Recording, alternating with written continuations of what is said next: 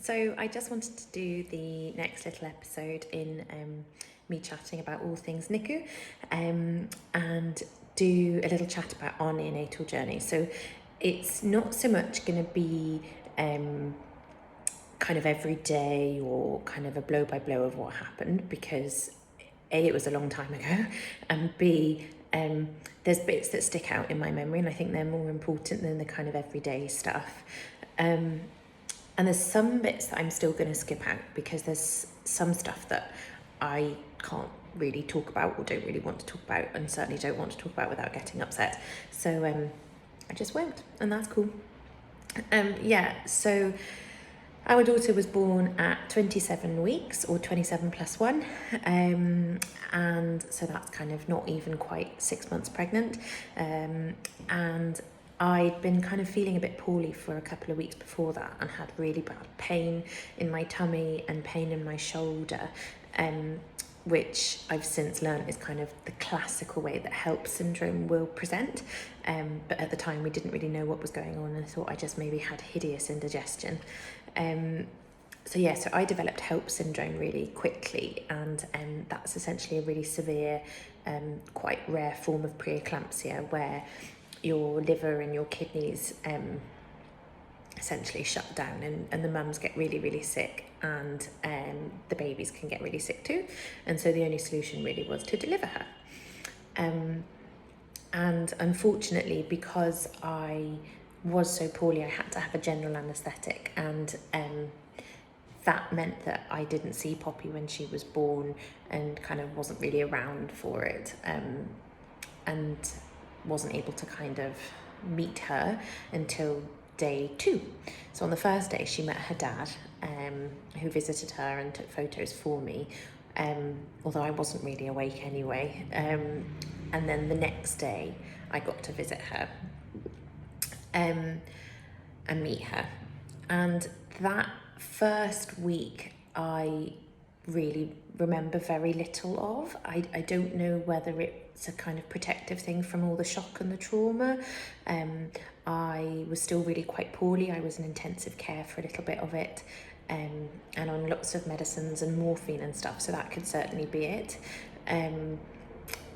But yeah, I don't really remember that first week very much. I remember needing a lot of reassurance from the staff that she was okay, and they had to talk to me in kind of really simple terms, because I just wasn't taking stuff in.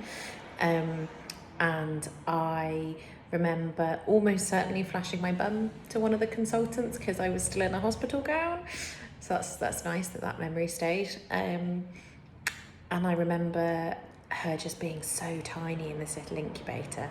But at the end of that first week, she was deemed stable enough that she could come out for a cuddle, and I got the first cuddle, and that I remember.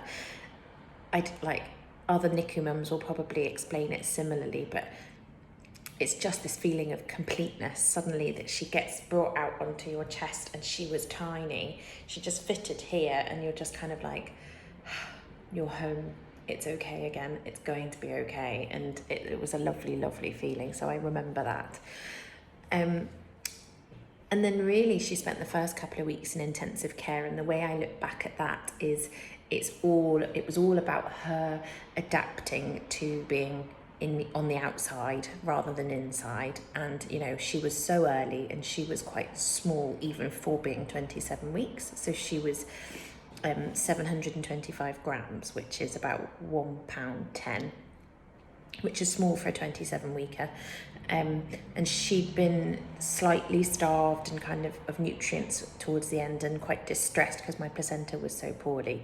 So she had a lot of catching up to do. So it was all about her kind of re-getting those nutrients, and her kidneys kind of working on the outside, and her gut trying to wake up and work, because obviously it's not supposed to be having milk in it for another couple of weeks. So that it was all kind of really stressful, and literally just day by day seeing how she was doing whilst she was kind of adapting to being outside. And then once she did all of that, we were able to move down to the high dependency unit out of the intensive care. And then that was a really long stretch. So we were there for about 8 weeks in kind of one room. So you really feel like you've moved in. And there it became really apparent quite quickly that her main problem was going to be respiratory, was going to be her lungs, because she was so small. It was just going to be a matter of time for her lungs to grow, and the consultant said that her lungs were really scarred at the time, and so the slightest of movement would upset her and would make her oxygen levels drop, and she would suddenly need to be like cranked up on the oxygen. And she took a couple of steps back those first few weeks in intensive care, where she was needing more and more respiratory support. And then we had a whole month where she was stuck on CPAP, which is this horrible mask that goes in her nose. And the way that it's likened to is kind of like sticking your head out the car window. It's like this kind of constant pressure of air and oxygen being pushed into you. And so she hated it. Her nose didn't like it. She's still got little scars on her nose. We hated it because she was beginning to kind of wake up and be a bit more alert and wanting to try and nuzzle at the breast and just generally be a bit more kind of baby-like, but then had this stupid mask on her face. So that was really tough, and I found that whole section a real test of my patience, because although I was in a real rhythm and kind of had become a bit institutionalized and you know, had my favorite chair in the expressing room and had my way of doing my day, I wanted her to get better and wasn't seeing her getting better, and so that bit I really struggled with.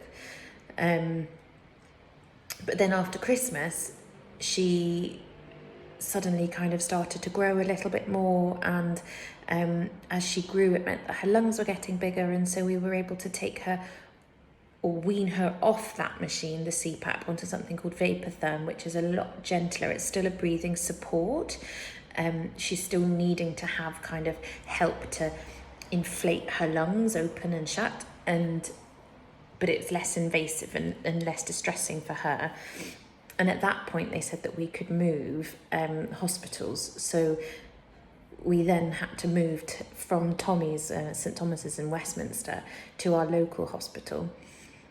And that's seen as a positive. Everyone's like, wow, she's better, you know, she's so much better. You don't need us anymore. We can, like, she's graduated from here and can go down to her local hospital, which is a bit smaller, a bit less intense. And, you know, importantly, that bed that she's taking up can be given to another family, you know, who's desperate to get into St Thomas's. But for me, it was really difficult because, you know, I'd worked there, so I knew the staff, I knew the unit, I knew the consultants, I knew the nurses. It felt like home. I felt really safe there. But more importantly, I'd got into a routine there, and, you know, I'd met all my mums there, and we were like family. You form this little support bubble. You know exactly how each other's babies are doing.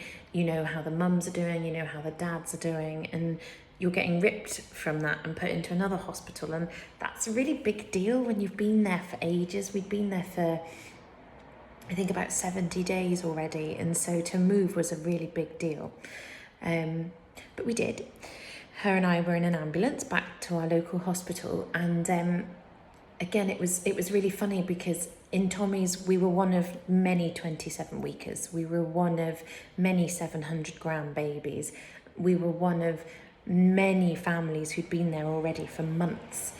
And we were kind of like in our routine. And then at this other hospital, a lot of the babies were new and the mums were new and still learning how to express and still learning how kind of to come to terms with what had happened, because, you know, they'd only given birth yesterday, and a lot of their babies were 30, 32, 34 weekers. And so it took a little bit for us to just click into meeting these new families, because we were kind of like the seniors at school. I don't know, it just felt weird. It was just different. But yeah, we met loads of lovely mummies there, and so that was good too.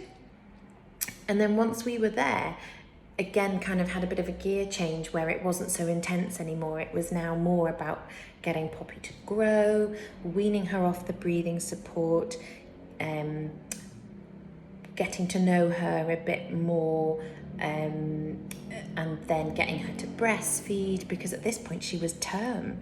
So I suddenly had this term baby who, you know, was a bit more alert and wanted more interaction and wasn't this quiet, fragile, premature baby anymore. She wanted to cluster feed and, you know, generally cause havoc to the nurses overnight. And so that was really different again. And so we were there for about 5 weeks and learnt that she was going to have to come home on oxygen, just whilst her lungs continued to grow. So, you know, we had to learn how to deal with all of that. And then, yeah, then it was kind of suddenly time to go home, and you get to room in, which is this kind of ritual where the last couple of nights in hospital, it's just you and your partner and your baby in a room on your own in the hospital with the nurses nearby, but you do everything. And so for us, that was another real big kind of like, oh my goodness, we're parents moment. And yeah, so that was really interesting and a steep learning curve, but a good one to do before you go home, because you've still got the nurses kind of next door to back you up. And then, yeah, then it was home time. So it was a long 105 days. She was 42 weeks, so kind of 2 weeks corrected by the time we got her home. And I think had gone up to about 3 kilos, so was doing really well. And yeah, then the kind of story continues. So I will post again about kind of life on the neonatal unit, our daily routine, general tips if you're a mum there at the minute, and then also be chatting about going home and oxygen and things in separate posts. So I hope that was interesting. I hope it was helpful. And yeah, give me a shout if you've got any questions or just want to chat about it, and I will talk again soon.